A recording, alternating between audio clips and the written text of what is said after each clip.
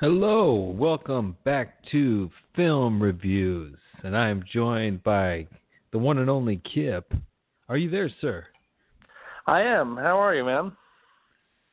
I'm doing good. We're surviving in this weird world this new planet we're on. Yes. This new plane of existence. When I last saw you, you were leaving New York. Have you left and have not been back? I mean, I've dipped in now and then, like for a couple times for the last month, but for the most part, I've been out here in Washington land. Do you like it there? How is it? I mean, it's pretty dreary. I don't know. It sounds like a really scary place to be when I read about New York. Like, shit, this is the worst place I could have picked. It is the worst place. I mean, with regard to the pandemic. Yes.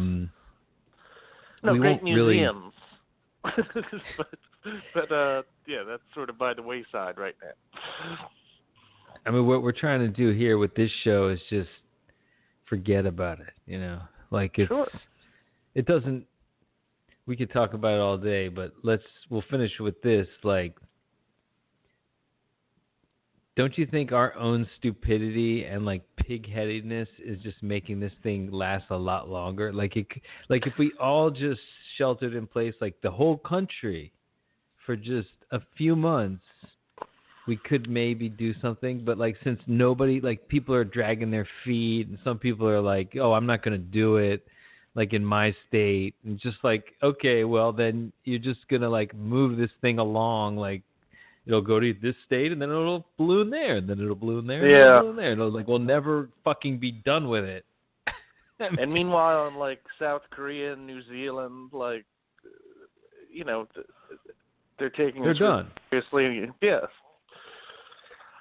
But it's because we're fighting it, and, like, some people think it's a hoax.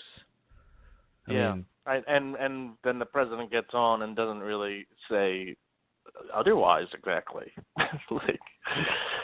Well, what he does is, it's weird. He talks out of both sides of his mouth. On the one hand, he's like, "Well, I don't agree with the Georgia governor for opening up," but then he'll encourage the protests that are just for that. And what the protests are, the premise of the protest is that this is a fake thing.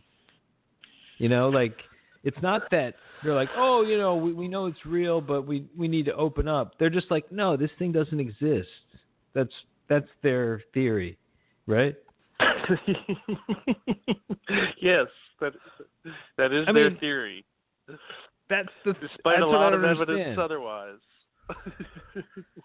Or they're just, I can't figure it out if they're just like, because I feel like on Fox News they kind of play both sides. They're like, "Well, we can tolerate 3% death." Yeah, we can tolerate that. I think they were like, "Well, let's try that." And I hope. I mean, I don't watch Fox News, but I hope the response, which was like, "What the hell are you talking about?" Was heard. But yeah, that was insane. Dr. Oz, fuck that guy. I know. I thought he was kind of smart, but I think he's just become sort of their lackey. I mean, they pay him a ton of money just to like nod his head at like the ridiculous shit they talk about. But yeah, I mean, Dr. Phil, everyone's getting mad at Oprah because like she's the one who brought those two into the fold. Yeah. So they're like, boycott Oprah now. I was like, okay. I mean, I think Oprah did I've been doing that for a years. lot of charlatans. What? Yeah. No, she did. She promoted The Secret, like on her book club. I mean, that book is like for a stupid child. That's funny. I gave that as a Christmas gift to like every relative, even though I never read it, because I was just like, I just thought it'd be a good gift. I was like, you should read this really deep.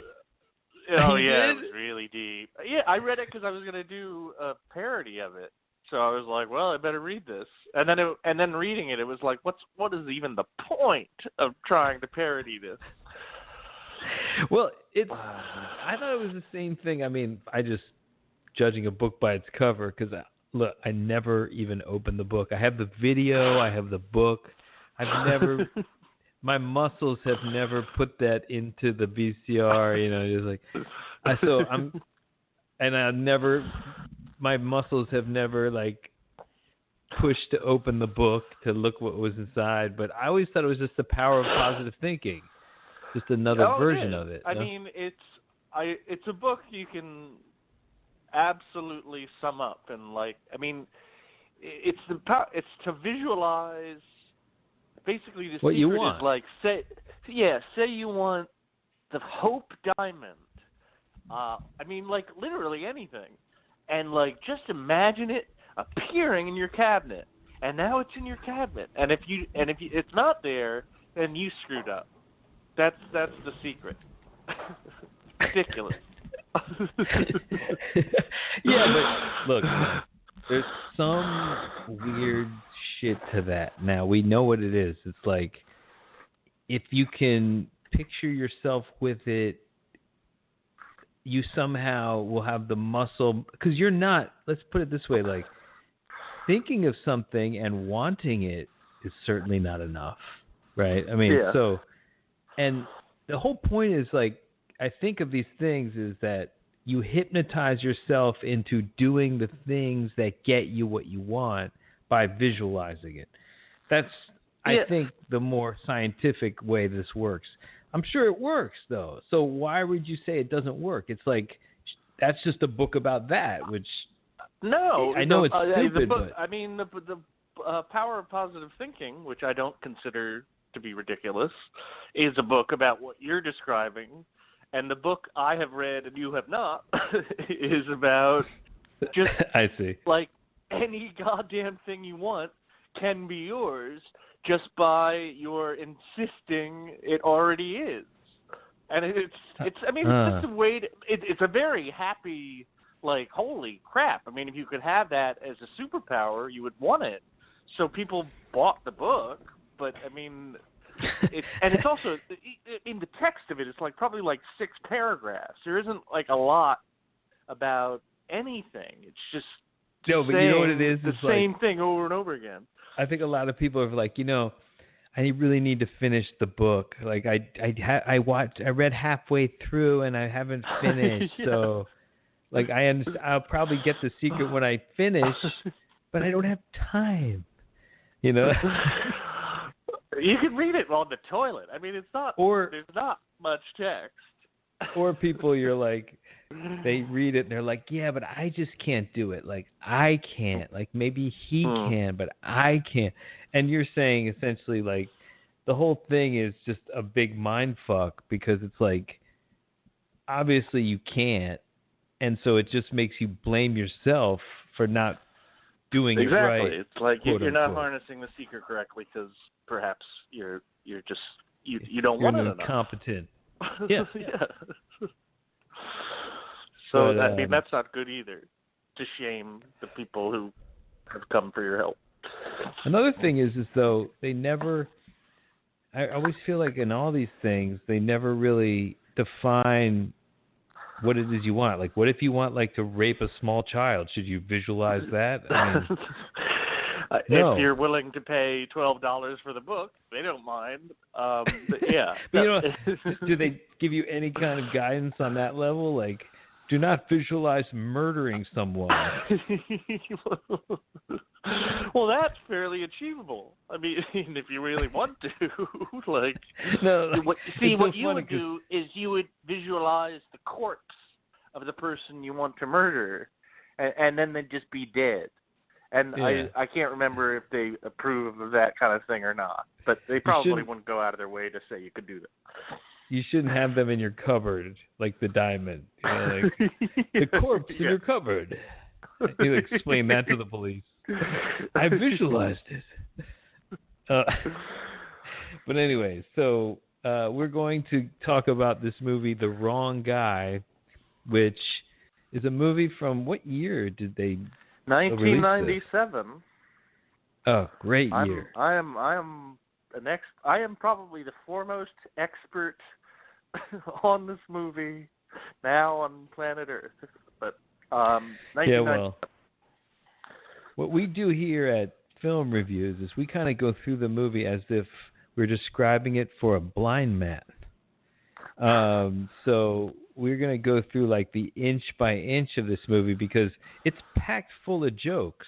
It really is. It's like one joke after another. It is probably one of the most joke-filled movies of this time. I mean, besides like a Naked Gun or something.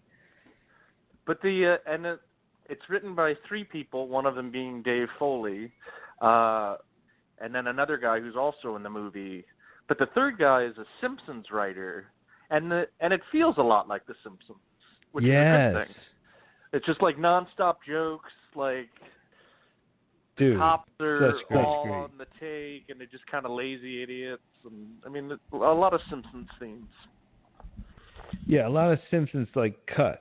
I noticed that. Yeah. I didn't put my finger on it, but it was great. It was great to see like a B movie that's not dragging. Cause it moves right along. Like I mean, it's over before you know it. And it's plotted like a good action movie. It's plotted also kind of like an Incredible Hulk episode. You know, The Fugitive. You know, helps the guy. Very like The Fugitive. It helps the guy who's being bullied by the farmer bar or whatever. The guy who's like trying to foreclose on his savings and loan. The farmer's great. The evil farmer who's going to close down. Why are you laughing like that? So, yeah, and the detective is awesome too. Where has he been? Steve Higgins. Has he done he was a comedian, and he mostly acts now, but he was like a big deal in comedy. And he also wrote the movie. He was part of like his brother and he had a comedy act. So he's pretty heavy hitter. So I think he wrote for Saturday Night Live as well. So Dave Foley, he didn't direct it though, right? He did not, though he wanted to, but he could not. And the person who did direct it was David Steinberg, who was a very big deal comedian in like the 70s, and now directs things like Curb Your Enthusiasm. All right, so but like a lot of really like good people. Yeah, this movie didn't do too well, probably, I would imagine. I looked it up on Rotten Tomatoes, and it has no score because nobody even reviewed it, which is a real shame. It's like a totally good movie. Oh yeah, it's definitely like just as good as any movie from that time, like even better. So let's talk about the plot here. It's Nelson Hibbert, who's played by Dave Foley, and he is this pretty high-level executive in a big company, and he's coming in all happy and go lucky to his office, and he's going up the elevator talking about big day. This is a great scene. Like everyone's kind of like, "Who the fuck are you?" And finally, when he gets up there, you know, he's talking about this big promotion. He pretty much knows who's going to get it because he's married to the boss's daughter. And then when the guy announces who is going to be the next president, it's Ken Daly, who happens to be as... Now, why is Ken Daly chosen? Because, after all, as we see Mr. Nelson protesting, like, I'm married to the boss's daughter. So he says, but then what? Ken is marrying the other daughter, the better daughter. The favorite. It's the, what it's like, kind of man has a favorite daughter? Yeah. And if he has a favorite daughter, he should label them. Yes. Favorite, not favorite. And And he's like, you also told me that I'd be the next president. He's like, what did I ever say that would make you believe that? He's like, you said between me and me, you and me, you're going to be the next president. He's like, oh yeah, I did. I lied. So here we see Nelson freak out. He goes like, go to hell. I swear I'll kill you. And then he's like, I will leave of my own free will. And then they pick him up. Take him out. So he goes back to his office. For the first 5 minutes. Wait, what did you say? I will leave here. I will leave here, but on my own. They're dragging him. No, and the boss is like, you know what? The only reason I don't hire you is because, you're married to my daughter. Like, I'm not fond of her, but she is my daughter. And like, he just kind of like. They just dismiss him. So he goes back to his office after threatening the boss. He's like, I swear I will kill you. He goes back to his office and starts crying. And because he's leaning on the intercom, they're all hearing him. He's crying.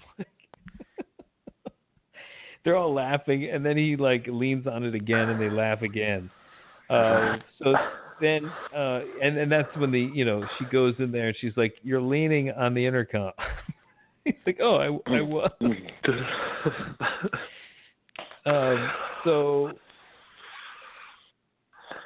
So he demands to see Nagel. This is the big boss now, the guy whose daughter he's married to, and he's like, do you guys have any other magazines? I've read all these. No? Well, then I want to see him now. And he barges in there, and he sees the boss, and the boss just keeps staring at him. So he's like, oh, you want to play the stare game? Oh, I can play the stare game all day. He's like, for 2 seconds, okay, I can't play the scare game. Maybe this was a bad idea. And then Nagel falls forward, and he sees there's a knife in his back. And this is where he completely starts screaming like a woman, who they even think is a woman when they see it. But he's got blood on his hands. He pulls out the knife. He thinks about stabbing it back into the guy, and he can't do it. He's just like screaming. Like he just runs out screaming, and then we see the killer emerge from under the desk, and he leaves through some kind of air vent up above, super stealth, and he has all these disguises. Yeah, I mean, he's just like a master. This guy, he becomes like a janitor, then he becomes like a water boy. I mean, he's just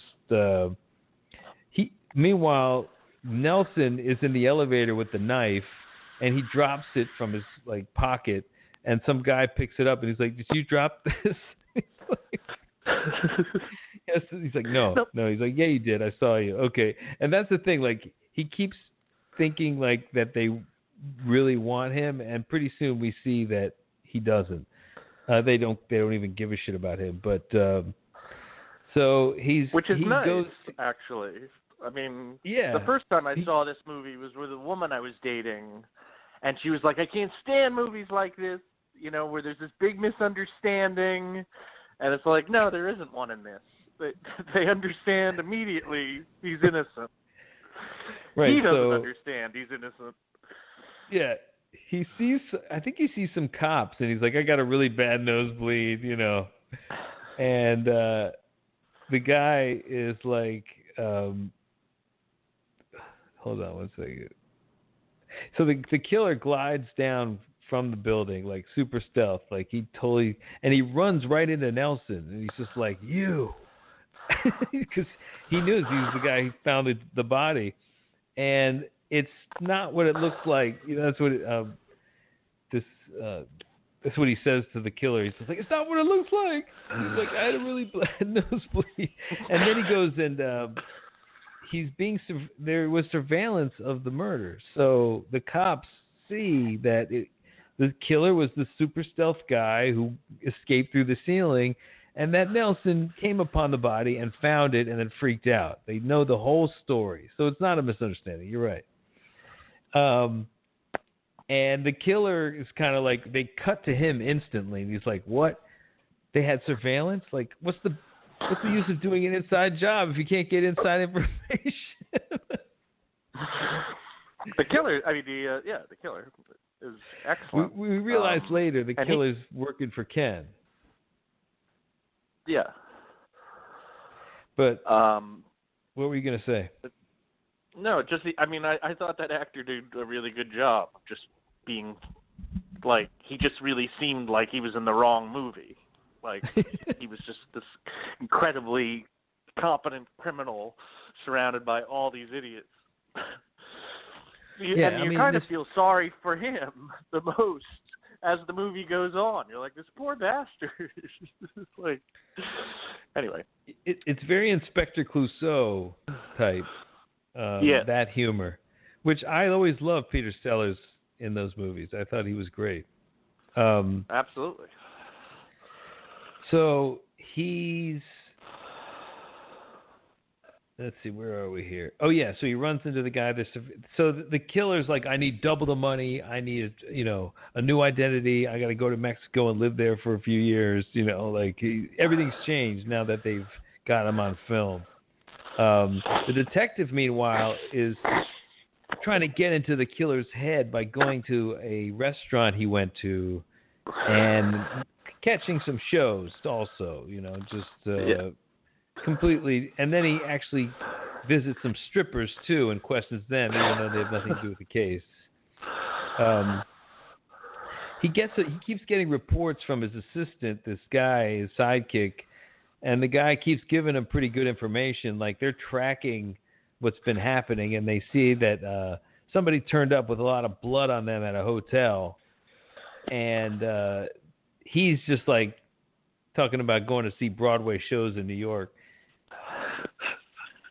I thought the best joke because eventually he requests dates for the musical, and he's like, call one of those escort places, and he asked specifically for a blonde Asian woman, and then 3 scenes later he's watching this ridiculous musical, and there she is. But the best part is she's like holding his arm, but she's chewing gum, as they watch the musical together.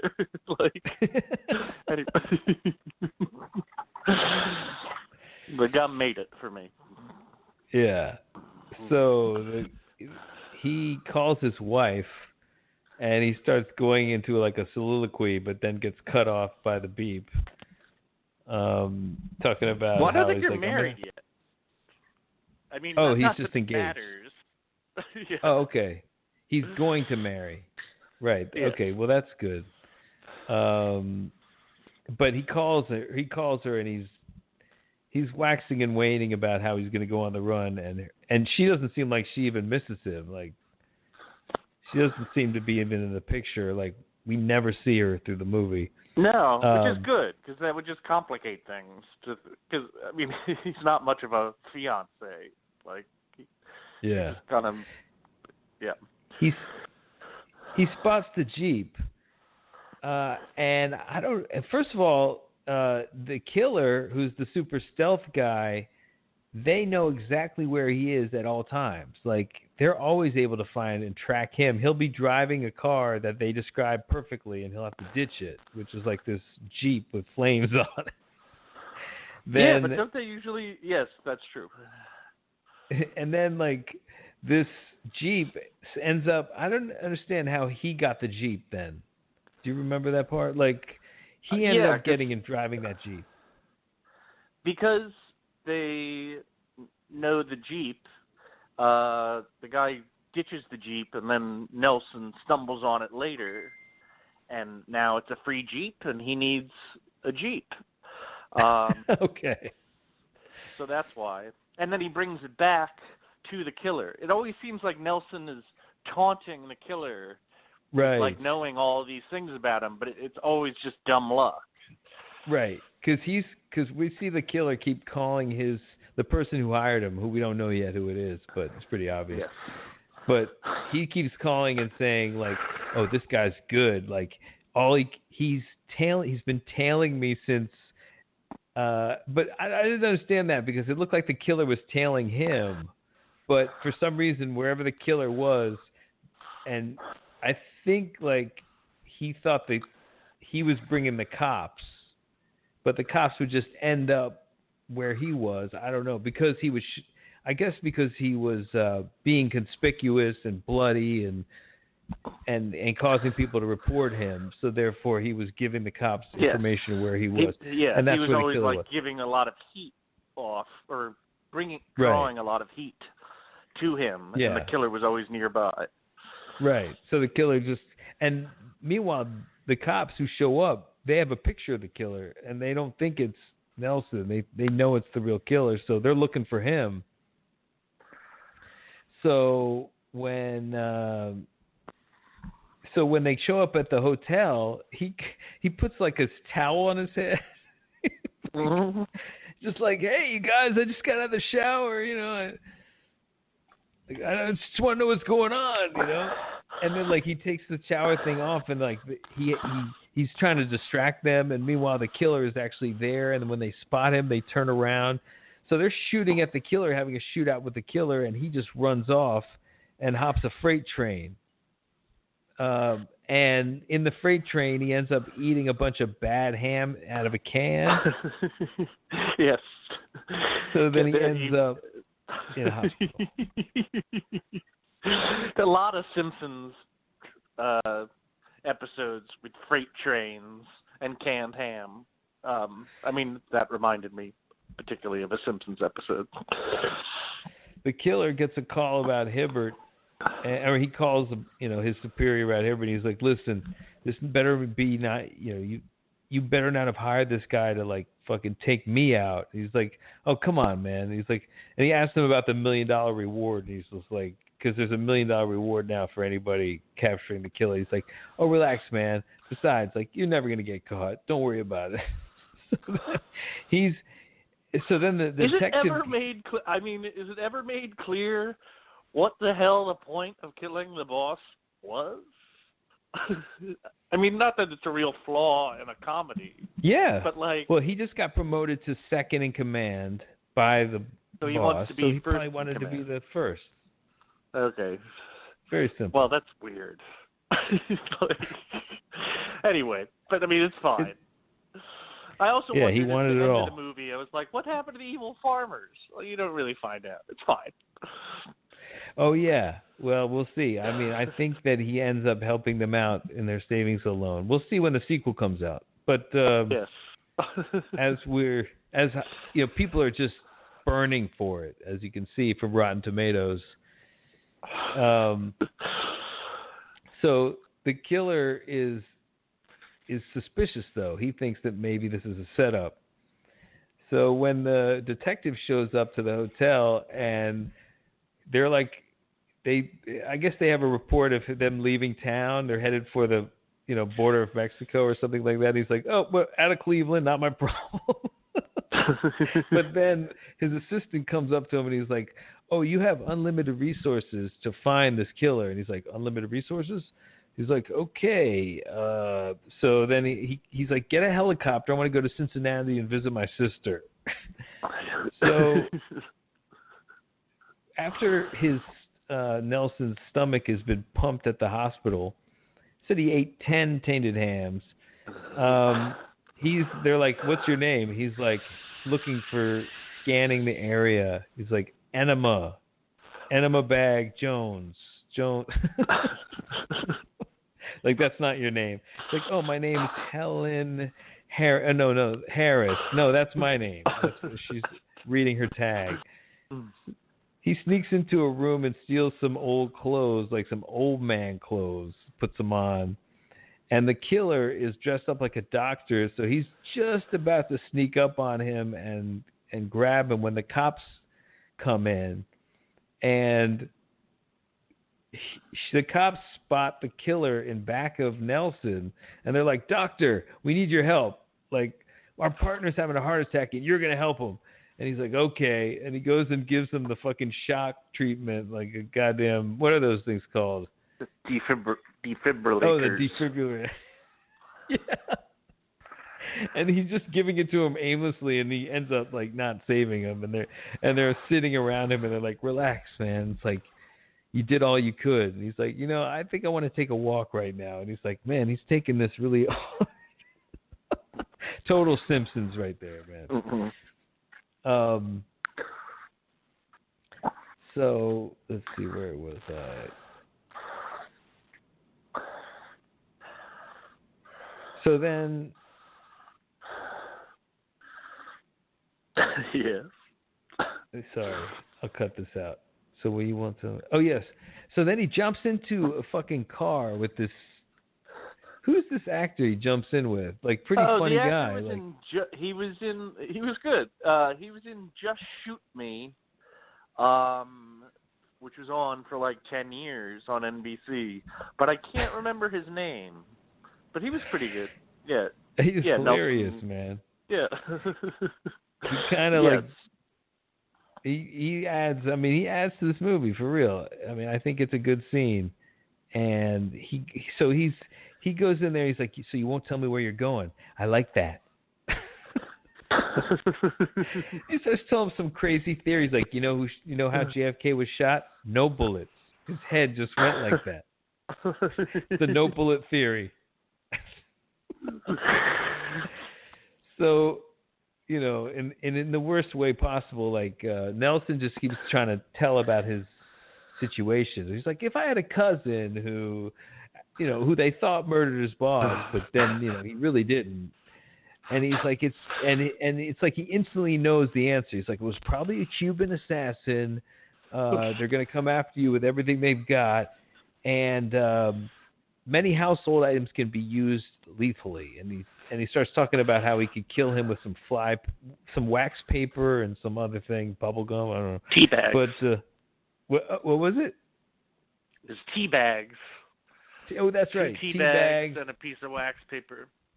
Right, and he could kill somebody. But so that comes up later. The scene sort of makes sense because it makes Nelson feel like his paranoia is like completely warranted because this guy's totally paranoid.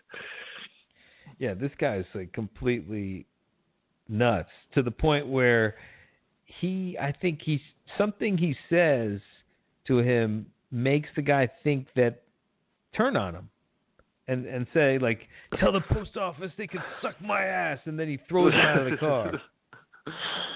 Yeah, he wanted a list of, I can't even remember, was it a list of Cuban assassins? Oh, yes, that's right. He's like, can you give me a list of the Cuban assassins? He's like, you want a list? And he just, like, instantly finds, like, that offensive. So he tries to drink from a water machine and just gets fucking pummeled by water. That scene was awesome.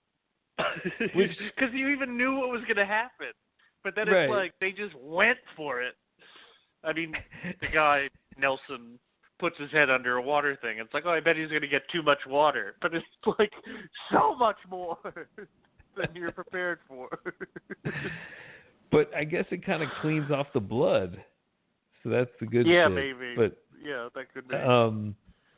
So then he meets the girl interest, the love interest of the movie, Jennifer Tilly. So halfway through the movie, I noticed, which I thought was an interesting choice. Yeah, I mean, she really adds to the movie too. Like, it's great to have her on board, and she was wonderful. she's one of the best parts. I wish of she the was movie. in more stuff. I know, she was underutilized for sure, and I think underappreciated. Yeah. Like, if she had come along in today's age of like big asses and all this stuff, like. She'd be right there, with fucking Kim Kardashian and all them. But back then, like, they would just think she was chubby. It was unfortunate. Yeah, and she was always playing well, I mean, she had a pretty good career. It was just, I don't know, she should have had more opportunities. Yeah, well, her sister, right? Yeah. I mean, they kind of look sort of facially alike, but in terms of their personalities, they don't seem related. I think though she is more successful than her sister, right? Well, I mean, it depends how you look at it. I mean, Meg Tilly was a sort of like, I think they both were nominated, if not won Oscars. They kind of had, I mean, they probably did about as well as the other. Well, I thought she should have won the Academy Award for Bride of Chucky, but she's good snobs. at it. She's like good. A poker player. I think at a sort of professional level. Hey, that's great, man. It's better than maybe she's an escort now. Maybe you should check that out. See, and she how used old to is be she married now? to Sam Simon, who created The Simpsons, or was one of the creators. But now she's single. Now she is. Well, I don't really know, but yeah, I guess so. How old is she? I don't know. I would guess 60. Maybe that sounds about right. Beautiful, beautiful woman. So she's she delightful comes in. in this movie. Her name's Lynn. She's kind of airheady. He's trying to look around for some names to give her. I think he only sees the name Chrysler. So then he's just finally just says, "Oh, my name's Nelson." And she's like, "Where are you from?" And he's like, "Doesn't matter. What matters is where I'm going." He's like, "So where are you going?" "Can't say." And she's just like, I picked you up because you seem harmless, innocuous, feeble. She's talking about how she has no friends because of the hurly-burly farm life. Everybody's just got to get to that farm. Nobody has any time. So it's kind of funny. You have no friends, but you're beautiful, he says.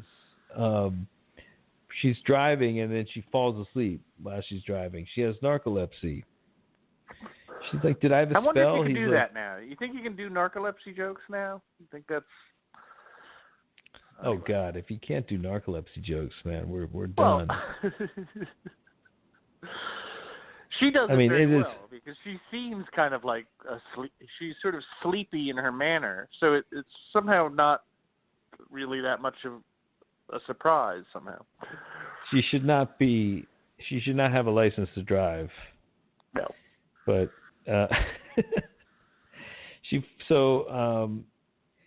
because he's all cut up from the accident, she offers to bandage him at her house.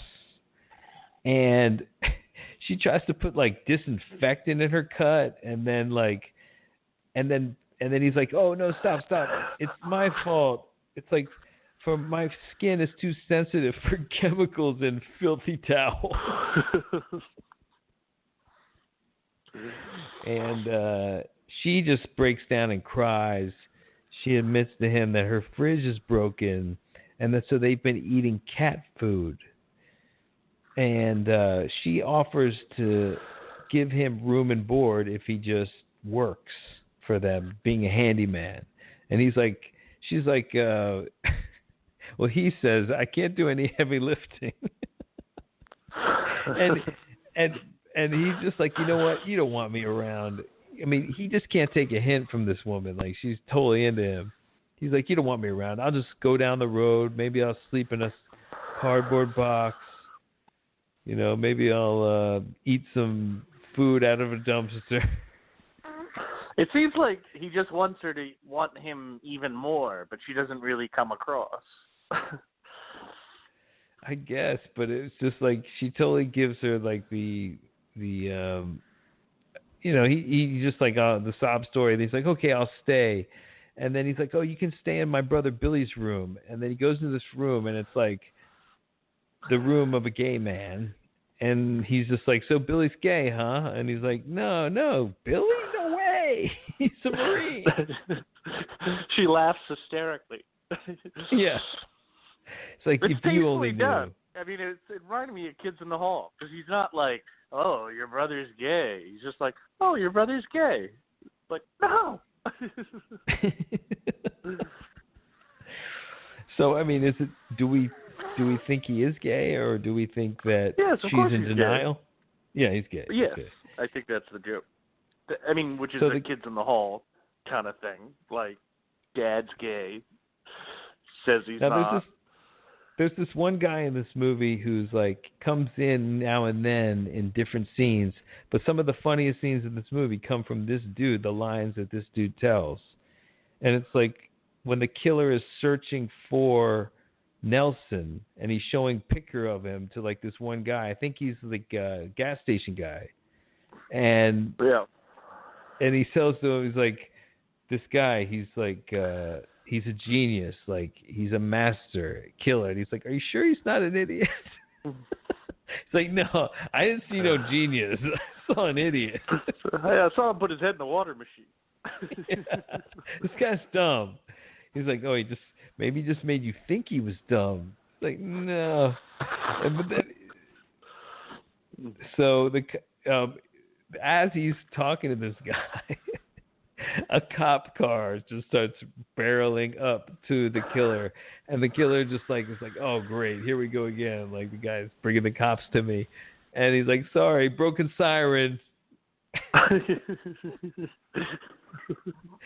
Great. Siren won't turn off again. Yeah. Right.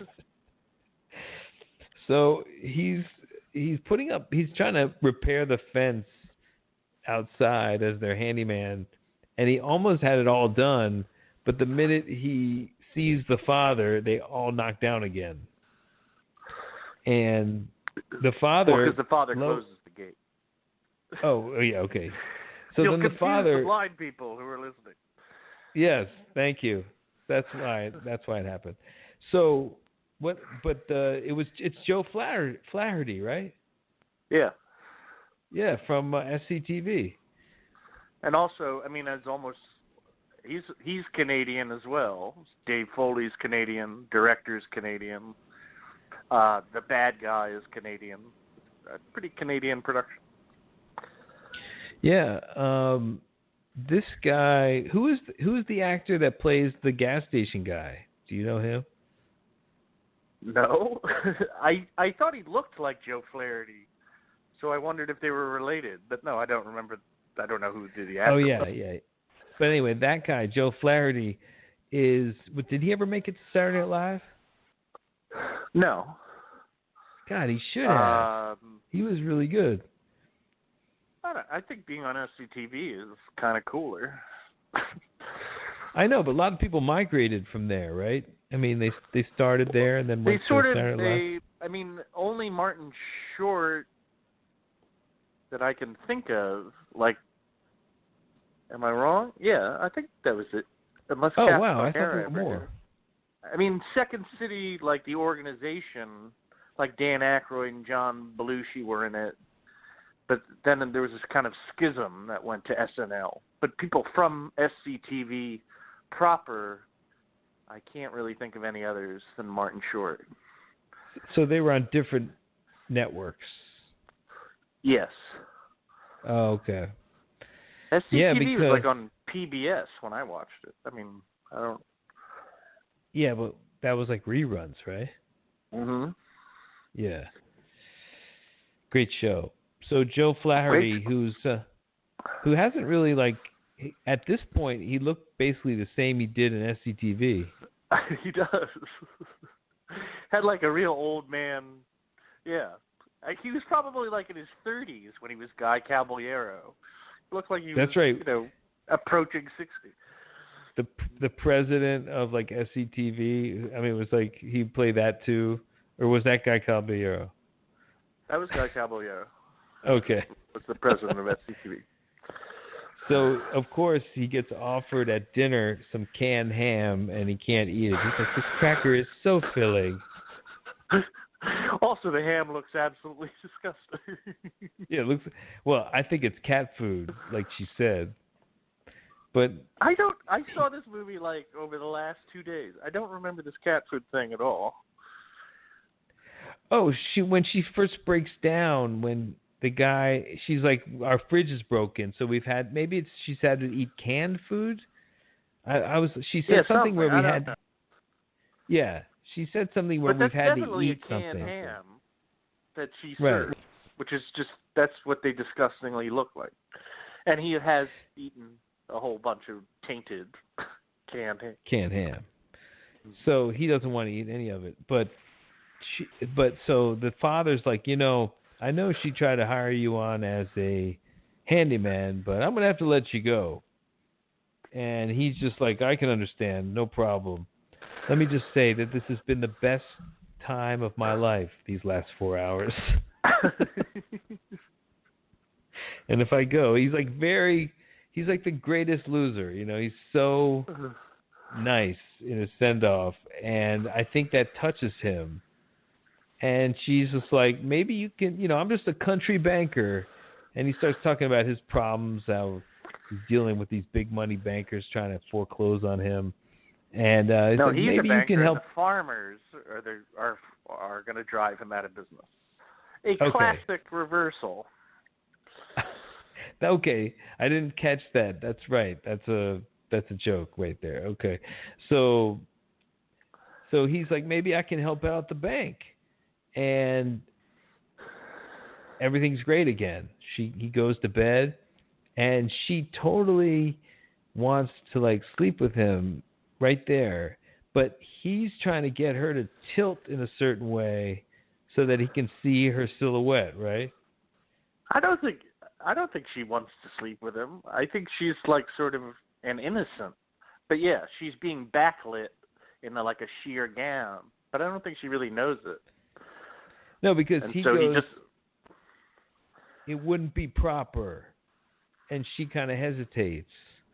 And then he's just like, wait, okay, now move to the right. All right, that's good. No, the reason she's backlit, so it's very revealing. And then he turns the light on, and it sort of obscures the view. So his excuse for turning the light back off so that he can see her the way she was is that it wouldn't be proper. And he's using that to sort of exploit her more. That makes sense. He's a clever fucker here. But he also, it just seems like he doesn't... His character is funny is because he's incredibly stupid sometimes, and then later he's not that stupid. No, in fact, he ends up using his like kind of fake stupidity to win in the end. But what I found interesting here was that I got the vibe that he didn't get how into him she was, or did he? No, I think you're wrong. I think she's supposed to have an IQ of about 60, and so, he'll get there eventually, but he has to like play up this gentleman role that he's sort of invented based on her description. We see the killer now eating like wild animals and like fighting a dog for them. Yeah. And in that moment, we feel bad for the killer. Like, oh, this poor bastard. He got so protein. Screwed. And the detective is now eating dinner, and he's at the show. He's with the blonde Asian who's like, he's getting information from the other detective, and he's like, hey, there's human actors on the stage, okay? And he's like, I'll meet you at the bar at the end of the intermission. He's like, and get me a, gin and tonic. Oh, and a Mai Tai or whatever. Like, yeah. So. And she just whispers it. There are all these like little moments that like, oh God, that was so much funnier that she whispers it. So then he gets to the bank, and he talks about how basically like the biggest upgrade they did was in 1958 when they got ballpoint pens. And inkwells. And he's like, you can get your uniform in the locker, and they put him in this like classic banker uniform with like the visor and the sleeve and garters. This is probably the funniest part of the movie right here. You can describe it. It's my favorite joke, among my favorite jokes of any movie, but yeah, just Jennifer Tilly, who, I mean, it helps that it's Jennifer Tilly. She just says that, like, obvious woman's voice, and, like, sticks a finger in his back and says, it's a stick-up. And he just reacts exactly like you actually would if somebody put an actual gun in your back. He says, please don't kill me. Just like, total cowardice, but like also understandable, like exactly what you'd probably really do. And this is all because Jennifer Tilly is like playing a little joke. Yeah. And she's like, I was just joking. And he's like, me too. And then she immediately passes out. And that's when Farmer Brown comes in. And this is the classic, like, your note's due in 30 days. And, the guy who played the farmer was perfect. Oh, yeah. Whoever he was. No, and so he shows the paper basically to Nelson how the bank is like, people are losing confidence in the bank, but right above that headline is the headline about the killer still being hunted. So that freaks out Nelson. And then they walk. Then she's walking in the field with Lynn. I mean, he is, and they're like walking through some. It looks like some wheat fields. And she's like, I think I'm falling in love with you. And he's like, I think that's a bad idea because I'm a man on the run for, a murder I didn't commit. And, he basically gives him like the David Banner story. And I am wanted for murder. And he turns around and she's gone. Like, I guess she fell asleep somewhere in the tall grass and he has to find her. Yeah, she dropped as he was like giving his little monologue. So she never even hears that, even though he tells her later. Which actually didn't matter, because then he tells her in the next. Because when I was watching it, I was like, oh, I get it, but it didn't really matter. Right. So we see then Farmer Brown sees the TV murder and sees the footage of Nelson screaming. And what was funny was like when the detectives were looking at the film of Nelson screaming, they're like, has anyone talked to the woman that was in the room? A lot of running gags. Yeah. But this time, like, he sees the film and he instantly actually does take Nelson to be the murderer, which is not, I mean, it's funny because, like, the cops know who the murderer is. So why aren't the news people reporting? Are the news people still reporting that Nelson is the murderer? I think you may be overthinking it, but the way I saw it was it's established that he owns the newspaper in town and that he prints whatever he wants. And I think he was like, this guy is obviously mixed up in it. But I don't think he's even watching the newscasts. I see. So he's just like making an association. Yeah, just like whatever. I'm just going to say this guy's the murderer. Right. Okay. Because he sees this as an angle to discredit the bank even further. Yes. So we see him. He's on the phone forcing another landowner to give up and sign away their land, and another banker. So. that was like that parking lot was gonna be one day feed a crop of cattle or corn. Exactly. Like the reverse. Oh man. So then she's with Nelson. They're sitting on a bench. And she talks about how this guy came one time talking about he was a scout from a coming Indian force, but he was just trying to get in her pants. They start making out, and we see the detective at the show with the blonde Asian again, and they talk about $1 million reward. And this is where the guy from the gas station comes in and he's like, if I had $1 million, I'd buy a gas station with golden pumps. I thought that was really funny, the way he says it. It's like so ridiculous. So you really like that guy. I mean, I think he comes in and at the right moment. I'll find out who he is. I thought if he's related to Joe Flaherty, I said so because that's what I thought. I thought he looked like his brother or something. So he goes. So Farmer Bob or whatever this farmer that's trying to close on this thing. He sends the police over to the savings loan and tells them, the detective, the one we've been following all along, where's this guy? He's like, yeah, the killer's in there. So he just announces to them that they have the place surrounded. Meanwhile, Jimmy Stewart, Joe Flaherty's giving us the Jimmy Stewart scene here where he's talking. Everybody's demanding their money from the bank, and he's just like, "Hey, I gave you that money to start that man's jewelry store. I know it. I had to foreclose on it because that was a bad idea." But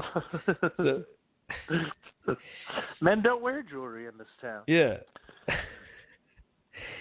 and they finally hear "Oh, there's the killer. There's the killer." And they ask him. Nelson is like, "Are you the killer?" He's like, "No, I'm not the killer. I'm the alleged killer." and the detective's like, "Everybody settle down." And meanwhile, the guy escapes Nelson with the help of Lynn, pretending to be part of the mob demanding their money. So Farmer Bob comes in. He's like, "You're letting the killer go." And the killer, the real killer, follows them. And he had shown up to kill them, or to kill Dave Foley. Right. But when the father is being asked about Nelson, he's just like, he's not, it's not that he's not morally capable. He's not physically capable of murdering anyone. And so he's running with Jennifer, and he's like, before we could go on, I just got to straighten something out. She's just like, "Don't worry, I got condoms." And he's like, "Oh, that's not what I was talking about, but good." So then he goes and calls his fiance, and he leaves another message about how he's met someone, and he's talking about all these things that he loves about her and the way she flicks her tongue when we kiss. And perhaps I said too much. Yeah. Really rubbing it in there. But the killer sneaks up on him, grabs him by the neck, and he's just like, "All right, you killer." I mean, he's just like, "I got you now." But then this cop comes up. And the cop has a gun pointed at the killer, and the killer has the gun pointed at the head of Nelson. And the cop's like, "Looks like we have a little Mexican standoff here." And he's like, "No, we don't." And then somehow, I don't even know what a Mexican standoff is, but... he explains it in the movie. A Mexican standoff is where neither side has any advantage. This isn't a Mexican standoff because I do have an advantage. I can kill him, and then I can shoot you. So the cop just is like, "Well, what about if I just take my gun and then put it down on the ground?" And he's like, "Then you're a stinking yellow coward." He's like, "I can deal with that." So this is where he calls from a tea bag and some wax paper. Yeah, he had asked Lynn to get those for him just in case they ran into some trouble, which he then immediately ran into. Right. And she's just like, "Who's this?" And he's just like, "Oh, nobody," because he's trying to save her from the killer. And he's like being very noble here. He's like, "Oh, nobody, just a meaningless person like you." And she doesn't get the picture. She just gets more mad. What do you say? It's also another one of those scenes where it's like, oh, she's going to be heartbroken, and they're going to have another misunderstanding that is resolved immediately, which is sort of the whole joke of the movie. Yeah, I mean, he instantly lets her know. She doesn't figure it out, and then it's the next minute he's abducted them both. Right. And he's just like, they start arguing about the communication. She's like, "How the fuck would I have gotten that? There's no way I would have gotten it." He's like, "Actually, I was very clear." And they just like keep arguing.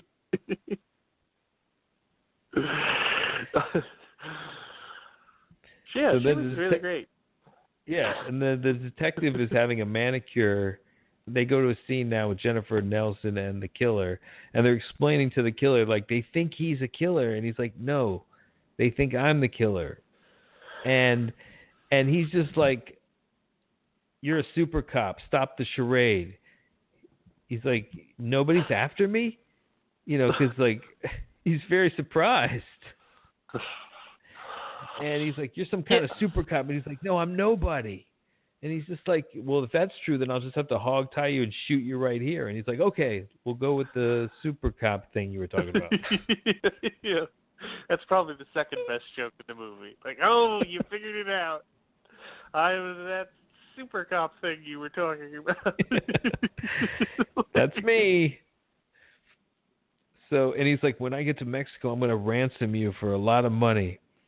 And they end up going to this miniature golf place, and where he's just like, oh, miniature golf? Oh, man, you're just an old softie. And then the killer, it's established they were going to meet at the miniature golf place, so that was like the rendezvous. So he just says you're an old softie for that. He punches him out, and then we see the girl. She's driving. She falls asleep, and they crash. And then he lays down the law. The killer does to Nelson. He's like, if you speak, I'll kill you. If you speak to anyone else, I'll kill you. And he's like, what if I signal to other people without speaking? And he's like, yeah, if you signal, I'll kill you. He's like, well, if I hadn't said it, you wouldn't have said anything. So here, it seems like he is kind of fucking with the guy a little bit. No, it's just his nature. Yeah, okay. He just so never understands he should shut up. Okay. But it ends up helping him, this kind of stuff, in the end.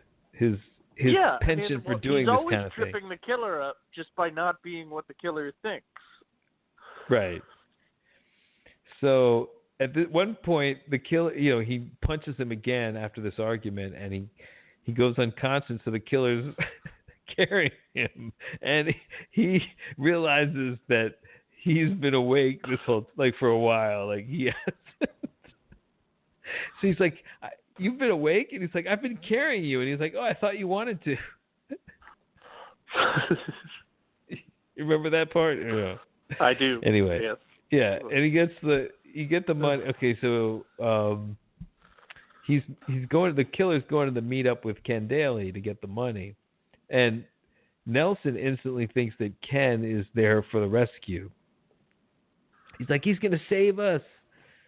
And, this is where the killer admonishes Ken Daly for, I may be a cold-blooded killer, but I'd never marry to further my career. That's where I draw the line. So that's where Nelson jumps in, and he's like, hey, it's a tough world out there. You don't know how it is. And so then Ken tries to kill the killer, but then the killer kills Nelson. And this is where Nelson finally realizes, like, hey, I think he hired you. Wait, what happened to Ken Daly? Does he get shot? Or yeah, he gets shot by the killer. The killer avoids getting shot. His. Yeah. Right. And then the killer's like, you double-crossing bastard, and then kills. And you'd think at that point that the killer, who was basically hired by this guy, would become a good guy. I thought he was going to turn face here, but instead, the detective shoots his gun and commandeers. Here's what happened. The detective hears a gunshot, reports it to the other guy, and when the older detective, the senior detective, needs to commandeer, and this is my joke, this is like one of my skits that I thought of a long time ago, was like a guy commandeering with a badge a wheelchair. I just thought it would be a regular wheelchair, but this guy did fucking scooter. Hello? Which? What? Hello? Yeah. I didn't hear the last hear word me? you said. I can hear No, you I now. was saying he commandeered a scooter. Commandeered a scooter. Yes. Right? Okay. Yeah. The detective. Anyway, I thought it was a funny joke because Okay. I had come up with that joke like a long time ago as a skit, like somebody doing that. But and I never Was it with me? Yeah, maybe. Okay. Whatever. It doesn't matter. So so the detective's like, we have you surrounded, and this is where he threatens to kill the super cop, and he's like, the super cop gets it, and he's like, what super cop? Like, this guy right here. He's like, are you talking about someone else that we can't see? And this is when the killer realizes, like, oh, you're just an ordinary guy, aren't you? And he's like, yeah, I guess I am. And so they shoot. He starts making demands, and they instantly shoot him. And the main cop is just like, oh, sorry, my partner got a little zealous. This partner, this black guy that's his partner, is like much more competent than his superior in this case. He's like the better shot, everything. And he's like, we don't want anyone to get hurt. And the killer's like, I'm already hurt. He's like, we don't want anyone else to get hurt. And he's like, well, so what do you suggest we do? And he's like, give yourself up. And he's like, no, I think what I'm going to do is, like, I want this amount of money and I want a helicopter. Or does he get pushed to order the helicopter by... What happened? Nelson says, and you want a chopper. And he said, no, I want a chopper. And it's like, wait, I don't want a chopper. But they'd already ordered it. And he's like, it's already coming. And he's just like, well, stop it. Too late. Yeah, it's too late. We'll order it now. Like, once we order it, we can't recall it. In the 3 seconds that have elapsed, right. The helicopter is taking flight and can't be... And then he's like, if you release one of the hostages, we'll cancel the helicopter. So you can cancel it.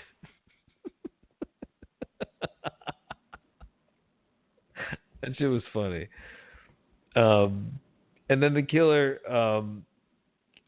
ends up falling from a very short distance onto his keys from the head of what we think is the Empire State Building, but it's like just the head. Statue of Liberty. I'm sorry, Statue of Liberty. Yeah. And then we see the cop getting questioned about his expense account, but ultimately it's just about where's a good show to go to. And then the one deal, he's like, what's her name? Jennifer Tilly. She's like, oh, I guess you're just going to take that $1 million reward and leave me forever. And he's like, okay. There he misreads her because she doesn't want to be with him, and he doesn't seem to get it. And he's like, I don't want you to leave. And he's like, you don't have to leave. And he's like, I don't. It's like, okay, then I'll stay. So it looks like they live happily ever after. No, he's like, I'll stay here. And you're like, yes, the city guy has, like, found this simpler way of life. And she's like, this here sucks. I want to move to the city. It's like, okay, we'll move to the city. Oh, I totally didn't catch that. I didn't know they. I thought they were gonna like live this idyllic life. No, and that's why I was like, what happened with the farmer and the bank? Like, it's just like completely immaterial at the end. They're gonna go back to Cleveland, and he probably still has his job. You think? Throughout the movie, no one actually notices his absence. No, in fact, he's gonna be a hero. He does well. Yeah, it was like his department was like increasing productivity, and nobody noticed that he wasn't even there. But also, I mean, he solved the murder of this. I mean, presumably he will now be the president of that company, like the head. It's just a movie. I think he has, some legal action to take. I'm going to call Dave Foley. No, but I bet you Dave Foley, like, somebody went and asked him about this movie, he'd probably, like, get a big kick out of it, because probably no one even talks about The it. reason I saw this movie whenever I first saw it is because I read an interview with Dave Foley, and he's like, "Yeah, we made this movie. It was, it was a really good movie. It's like no one saw it." And that's why I saw it. I'll send the link. I mean, you don't have to read it. I won't ask you about it, but I'll send you the interview. Thanks, man. I'm glad that you just told me I don't have to read it and you won't ask me. That's I hate it when somebody sends something to me and there's like this expectation. And, Like, you read it yet? And sometimes I just don't fucking read it. Like, you're stubborn like that. You're just like, fuck you. Don't make me. I'll never be forced to read. It just, I don't know. It's just like, I mean, I'm actually pretty good about it, but just sometimes I resent it. Sometimes. The only reason I don't read shit is because I don't read anything. Like, I don't read. Like, I'm just like, fuck reading. I was like, watch it on television. I'm bad like that, though. Like, I'm just like a kid. Like, I don't want to read. Well, you're Maybe weird. I'm really dyslexic. You've really enjoyed reading, and you've also read books that I would never try, because it's just like, I'm not going to read Don Quixote, and I'm sure I should. But, like, I don't know. I feel like you... No, you should read Dostoevsky. Not like you should. Yeah, I probably should. My uncle is a comp lit professor. Like, I'm sure you'd have a lot to talk about in terms of your Don uncle, Quixote. huh? Yeah. Oh yeah, me and your uncle have been talking about you. Like, we're happy My about your uncle, progress. he probably won't hear this. My uncle he's a nice guy. And he calls me about once a week, and he's like in his late 70s, and as I just said, he's a professor, and every time he calls, he's like checking on me, and that's nice. But he's just like tells me his whole life has been a joke. He is basically, a criminal in a criminal enterprise. It's all a racket. And then at the end, he'll be like, "Don't you agree?" And it's like, they're kind of awkward conversation. Wow. And there's like no right answer. Like, yeah, you're right. Your life has been a complete waste. Or like, no. And it's like, yeah, well, it's like, my life hasn't been so great either. If you don't agree, then he has to re-explain it. Like, why he has to reconvince you. It's like, okay. Yeah. It's like, what does it matter? None of it matters. I am just stealing from these people. And there's this patina religion. It's disgusting. Anyway, don't you agree? It's funny because I think everybody comes to a point in their life where they realize it was all bullshit, and I don't think it's just a matter of when. I think it just happens eventually at some point. But I don't think that I think when the longer it takes for it to happen, the more you're astonished by it. Like if it happens at 80, you're just like, wow. Like, I gave a shit about so many stupid things. Like, it never mattered, So it helps that sounds to just right. get to that point now, Like when you lose some friend who you kind of liked a lot, and you were very sparing with your seeing them, and you were like, I'll get around to going out with them, and we'll hang out, and then they die. And you're just like, wow, what was I doing all that time? And that person was now alive, and now they're dead. So much of your time you just waste. And are you thinking of somebody in particular? Oh yeah, a friend of mine just died, and he's just this really great guy. He's from the EO Dub from. He was one of the hosts of that open mic that I used to go to all the time. Yeah. But he's just really vice versa. Actually, they wrote about him in. They wrote about him in the New York Post. Because sorry to hear. It was an incredible outpouring for him and everything. But he was this young guy. I mean, he was our age basically, but he just one day he just had bad asthma attack and he went to sleep and he didn't wake up. So Is that I just COVID realized related all the or not? times that I was supposed to hang out with him. Like, yeah, dude, let's do it. And I didn't do it because I was just fucking around doing nothing, Anyway, stuff like that makes you think about it. You're just don't waste your life, man, doing stupid shit. Living Don't by tell me what to do. schedule. Read The Secret, and take hold of your life. This time in history, I'm not. I don't know. It's I don't know that I'm any unhappier than I was 4 months ago, but I'm unhappy. But it's just I don't know. It's hard to describe. The joy of not really going to work is, remarkable. Yeah, it's probably doing wonders for you.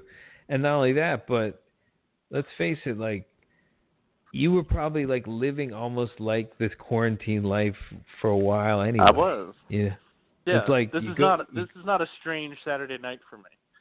I was psyched when you were like, "Can we make it 10?" Because I was like, "Shit, I can watch Columbo." And it was a great Columbo.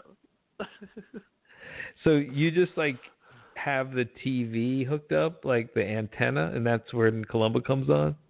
Yeah, I got 10 or no, probably 20 channels. Cozy TV. That's amazing. So Cozy you're TV watching. also carries Frasier. You ever watch Frasier? I'm really into Frasier now. I never thought I would be. It's a pretty smart show. I mean, it's a spin-off of Cheers. Yeah. Yeah. And then Laverne and Shirley came from there. Did you know that, Kip? Laverne and Shirley came from Happy Days. Well, they came. I know, I'm fucking around. It's just funny how they used to. Yeah, so many. Joni and Chachi. Great show. Scott Baio's still going strong, dude. Scott. Big up for Scott. Joni, who died tragically. Yeah. She died. Beautiful woman, and sad she fate was quite for her. Funny, in the early seasons. I mean, they kind of tried to, she was a good comic actress when she was 15. It was really weird when she grew taller than Scott Baio for a while, and then he probably until she died. No, he eventually got taller than her, but because he was this little kid when he was trying to hit on her, and You're right. She just thought he was too young. But anyway, all these. I mean, how old is fucking Kelsey Grammer right now? He's probably in his late 60s. Oh, not too or bad. maybe early 60s. Early 60s. Yeah, let's say that. Yeah, all our idols are. Yeah, so this life, this crazy life. What are your reflections on it? What do you think is going on, man? What do you think is the reason for it? Do you think it's just some random incompetence by a shitty leader, or is it? Would it have been this way anyway? I think we have a pretty piss poor leader at this moment. For this moment, I don't know. I mean, I really don't know, because I think about nothing else. But I notice when I do walk around, and I know I shouldn't, but the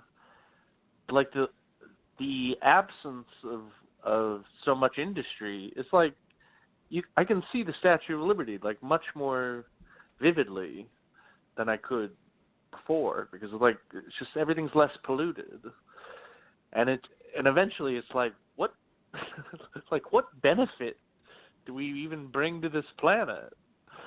Oh, we're the opposite of that. Yeah, exactly, and it's just hard to.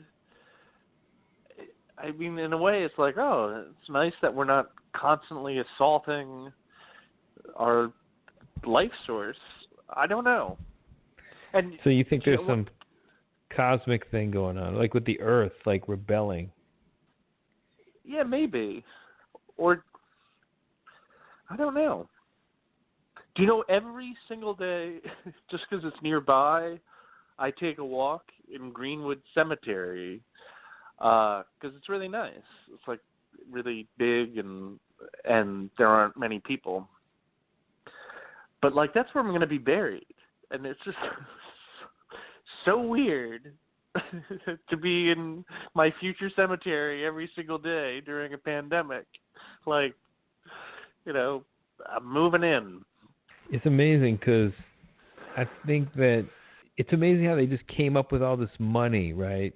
That like they didn't have, like all these political discussions we were talking about, like the Bernie plan, this plan. It's like we don't have this money, but they have it. They have even more than what they're like. They could afford to just pay us, and they're going to have to do it to keep the society from breaking down, so they can keep their little government perches. Like they're basically bribing us to stay home. Yeah. And these dumbasses like that don't. Now, I can understand thinking this thing is a conspiracy because it's like this weird thing where it's like nobody you know seems to have it. I mean, you can be in that space. Do you know anyone? Sure. I know several. That have it? Yeah. Or who have had it and are now like living their best lives because they're over. I mean, that's a tacky way to put it, but like if you get through it and it wasn't that severe, like you're whoring it. Yeah, because you have the antibody, right? So you don't even have to wear a mask anymore. Is that the case? That would be the case. Yeah. Except then I feel like I've also heard like, no, it comes back sometime. But does it come back because you catch it, or does it come back because it's inside you? Well, I remember Fauci saying like when you get rid of something like this, it almost never comes back. But then I felt like later I heard it was coming back. I think that was in South Korea. That people were catching it twice. God, so what do you think? Fucking... Yeah, what is Trump's angle though? Like, do you think he wants this to be still going on during the election? Because it will be if we don't like really lock down right now. Like this shit's going to have a second wave. I don't know. I really feel like he's, what is the phrase, sundowning. Like I don't think he has the next 5 minutes mapped out. So that's unfortunate. Yes. Because this is a great vote suppressor. People aren't going to want to go vote, and like they don't have the mail-in ballot thing. They're not going to get that. So, like, it's going to help Trump if this thing is going strong during the election. Yeah. No, and if other people realize that, I mean, I'm certainly not going to put it past the Republicans. I mean, I'm just not. Like, well, look what they did. They haven't really demonstrated. Yeah, Wisconsin. Exactly. Like, and they lost. They still lost. Yeah. So that's encouraging. See, it is encouraging.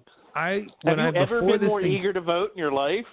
I mean, like, nothing would stop me.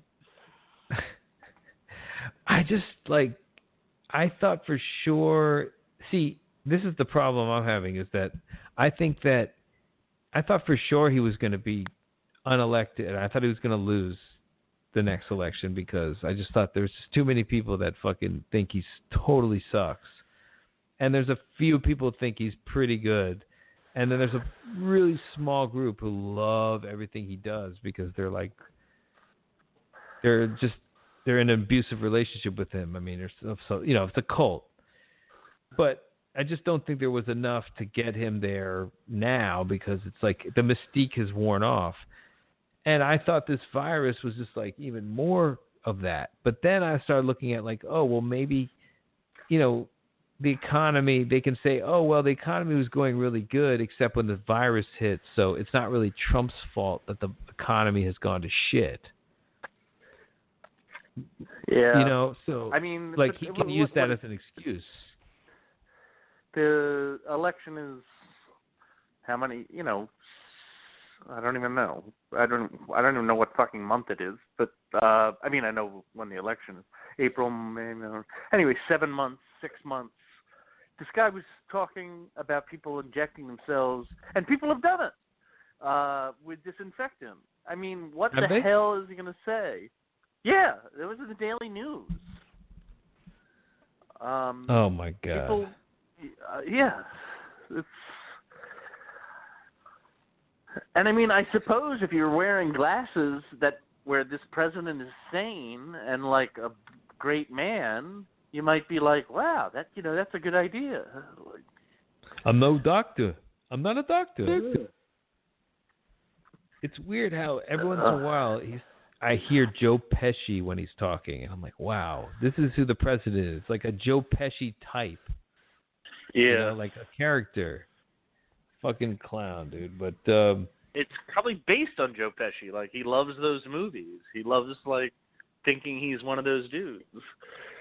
Well, he is. Or he thinks he is. He's... But, yeah. But the key is, like, trying not to get too enraged and try to focus on... I think, you know, Biden's doing well in the polls. I think he's not, like, making major mistakes. I don't think he can in this atmosphere, which is, I think, good for him. It's kind of hard to really fuck up because you're not the big story. The big story is the virus. So it's like you can always kind of just comment on it from the background. But my question to you is, how would this be looking right now if Obama was president? Would it be a non-issue? Or would it be like bad, but not this bad? I don't ultimately know what it would do for his numbers, but I think he'd be, probably really great right now. I mean, No, my question is, what do you think he would have done differently? Like, what do you think the scenario would be right now if he were president and had acted like more prudently than Trump? Would we be just better off as a nation in this moment? I'm just saying, like, what do you think the level of infection would be right now? Oh, I think it would be lower. I know, but like how much? A lot? I don't. I don't know, but I have no doubt. I mean, this guy was saying it was a hoax and it was going to disappear in a miracle and, like, don't worry about it. And it's still saying stuff like, I'm not going to wear the mask, forget it. I mean, the people he's speaking to are just like, well, then I'm not going to either. This guy's the president of the United States. Obama would never say anything like that. And he'd also mourn those people who've died. I mean, certainly a moment to lament that he is not still president. Oh God, this guy, man! It's like we're living in this nightmare, man. And I think like people like it's such a terrible coincidence that we have such an incompetent president during this pandemic, and I just can't see it as a coincidence. I see them as very linked. I think not so much that he caused it, but just that the incompetence of neglecting, of wishing it away, of treating it like a hotel deal that you can just kind of bluster your way through and There's lie. A novelist I follow on Twitter, and she was saying, like, don't we all sense it that this just wouldn't be happening if he weren't president? Like, he somehow summoned it? Yeah, it's almost like the earth is rejecting him, like, because he was kind of like riding high, the economy was just like really going strong, like nothing was touching him. He was like this Teflon guy, and then all of a sudden this thing hits, and it's like he can't spin this. This is just like a major fuck up. Like you can't say, oh well, it would have happened to anyone. It's like, no, you waited a long fucking time, and you're still waiting. Like, you're still not, like, acting the way you should in a pandemic. You know, you're still not really mobilizing what needs to be mobilized. And then, to top it all off, you're acting like a brigand by whenever a state hones in on some protective gear, they send the FBI to intercept it. Have you heard that? No. Yeah, so the federal government monitors all the sales that are occurring, and they go in and intercept it and say, no, we're seizing this and we're buying this from this supplier, not you, state.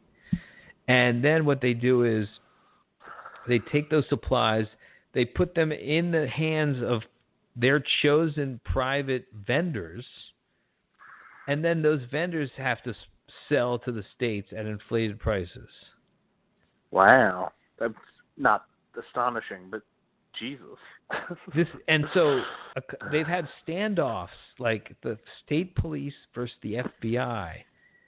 And in a couple cases, the FBI have let them keep their shipment. But in most of the cases, they're like, no, this is for the federal government. So when Jared was saying something like, this is our stockpile, you know, like Yeah, I remember that, certainly. They're basically trying to hoard materials to then kind of bribe states and dictate which states get things and just play the power broker of this equipment. I mean, it's amazing the corruption that is cropping up. I mean, you would think these are opportunist assholes. I mean, they try to shake down the Ukrainian president. It's like the same shit, just another version of it. So they're saying you're on your own to get the equipment, but then they're not even they're jumping in whenever they find a shipment. And apparently they got really mad at the Maryland governor because his wife knew Korean. So is it Korean or is like some Asian language? She was able to negotiate a sale, buy directly from an Asian company for Maryland. Just by chance that she had that skill to be able to do it. Yeah. But no, otherwise I he wasn't don't have any. I mean, yeah, sounds like she did what she should. My point is that this is this is our government, man. Like they're acting like thugs, denying their states the stuff they ordered even from these private companies, and then like commandeering them and then handing them to companies who then mark them up and make a profit. I mean, I think that's the biggest scandal that's coming out right now, and like no one's paying attention, obviously. So I can't even watch any of these like briefings, and I think the doctors are getting less and less credible because they have to couch everything in things that don't make the president seem like a complete moron, which he is.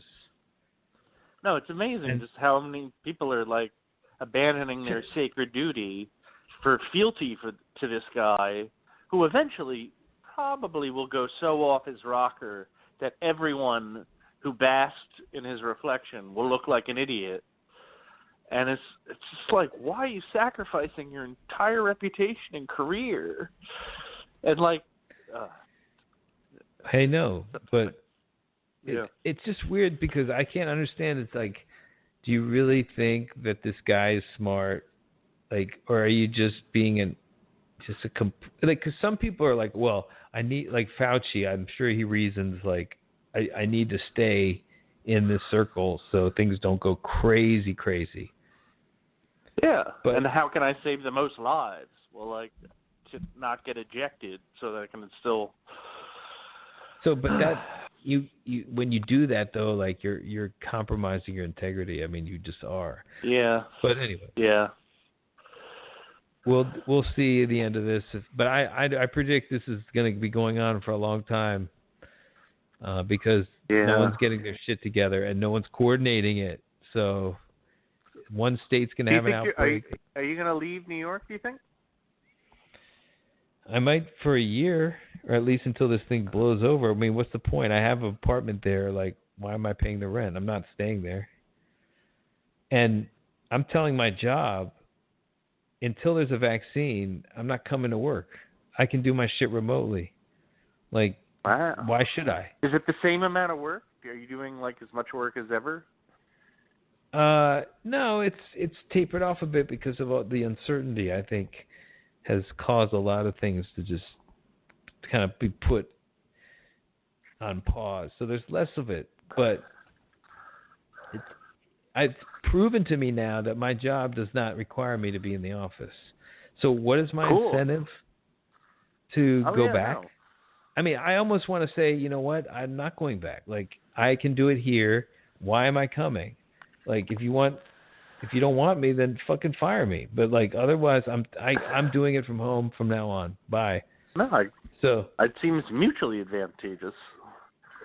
Yeah, exactly. They don't have to pay for transportation. I mean, it's like all these different things. Like, and plus, why should I go back to work before there's a vaccine? At the very least, yeah. If I can work remotely, I mean, I can understand if I can't, and even if you can, it's like they're just asking you to fucking risk your life. Yeah. I mean, what are they going to do for you? I mean, can you say that? Yeah, I wonder. I mean, I do so little work, but I'm still sort of on the clock. Like I don't just. But it's just like, how long can this go on? And then what will the fucking employment market be like once I'm out of a job? So yeah, I know what you mean.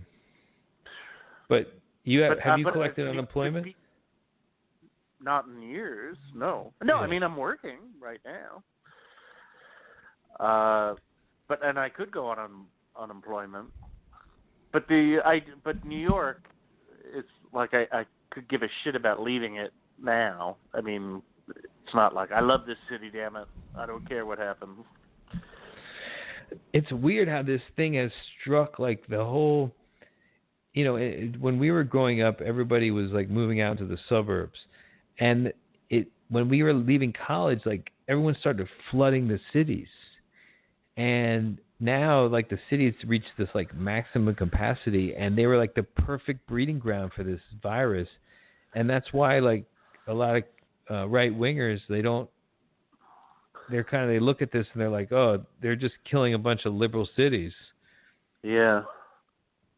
And I think a lot of them were like, you know, thinking this is a liberal city problem. This is a problem, you know, among minorities maybe. But it's weird how it's thinning these cities out. Like the rents are probably going to come down. I have thought of that. They have to. I mean, yeah. People just aren't even paying their rent. Yeah. And our friend Dan, he pays I think he pays almost like $6,000, man. So, and I think he just said, fuck it, I'm not paying it, because he has a place in the Hamptons. They own a place. So he's just like staying there. Well, what happens? I don't know, whatever. I hope nothing. I mean, I hope it's fine. Yeah, I'm paying rent, and I'm kind of like, it'd be nice if I didn't have to. I guess they know I think that. Did you get a check? What do you mean? Oh, no, not yet. I have not. No. Okay. Not that I've noticed, but I did my taxes, so it should be soonish. All right, man. Well, we'll just give us your Social Security number and your credit cards and stuff, yeah. and then. All right, man. Hey, are you? I wanted to tell you when I was in Greenwood yesterday, I saw a fucking hawk, and I was in the middle of nowhere in the graveyard, and then there's this hawk, like, I don't know, 25 feet away from me, and they're, like, beautiful and everything, but there were no people or anything else around, and you're like, holy shit, I hope we're cool with the hawks, because this thing can fucking do whatever it wants to me right now. Anyway, so yesterday I was scared of a bird. That hawks are like descending into the city. That's kind of a good omen. Because like, I mean, it was pollution. It was cool. Yeah. Yeah. I've heard stories about that. Birds are acting very differently now. It's like If you listen to them, they're like much happier than they've ever been. Probably for good reason. All right, man. So we'll fucking wrap it up. Okay, I think it was good talking to you. Yeah, I think we got good. We got this. Finally got this. We tried doing this show a while back, and we never got through it. But I'm really glad because you were like, "Are you gonna rewatch it?" And I was like, "Yeah, I've seen this movie 3 goddamn." But I did rewatch it just to be, and it was like a totally great movie. It was like, oh, this is. I mean, I totally forgot about everything for an hour and a half. Yeah, you still laughed, right? Yeah. Oh, I laughed my ass off, and I really. Yeah, me too. I think prior to that, I was like, I'm not gonna laugh. It's a comedy, some silly movie, and I laughed really hard. Please don't kill me. Please. Please. I just feel like it's exactly what I would do, and it's just like no dignity whatsoever. But like at the same time, just anyway. All right, man. Well, so we'll talk soon again. Next movie. Okay, say hello to our mutual friend that you live with. Yeah, she's asleep. I'll wake her up. Tell her. Okay, wake her up right now. Cool, man. Have a good one. You Thanks too. for listening. Peace. Yep. Bye-bye.